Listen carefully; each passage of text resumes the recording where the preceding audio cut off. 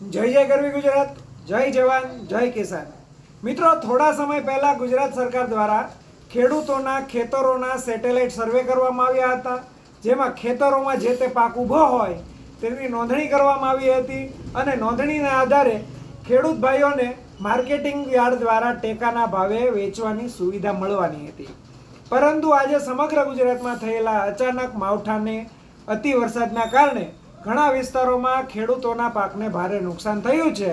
ઘણા ખેડૂત મિત્રોનું મહેનતનું ફળ જમીન પર પડતા પહેલા જ બરબાદ થઈ ગયું છે. એથી મારી વિનંતી એ છે કે ગુજરાત સરકાર આ સ્થિતિને ગંભીરતાથી લઈને જે રીતે પહેલા સેટેલાઇટ સર્વે કરી અને પાક નોંધણી કરવામાં આવી હતી તેવી જ રીતે ફરી સેટેલાઇટ દ્વારા તસવીરો લઈ અને ખેતરોની હાલત જાણી લેવી અને જે ખેડૂતોના પાકને નુકસાન થયું હોય તેઓને યોગ્ય વળતર અને સહાય આપવામાં આવે, જેથી તેઓ ફરીથી હિંમત સાથે ઊભા થાય. ખેડૂતો એટલે અન્નદાતા અને અન્નદાતાની પીડા આખા સમાજની પીડા હોય છે.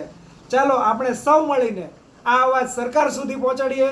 ખેડૂતોનો હક, વળતર આપો, ન્યાય આપો. જય જવાન, જય કિસાન.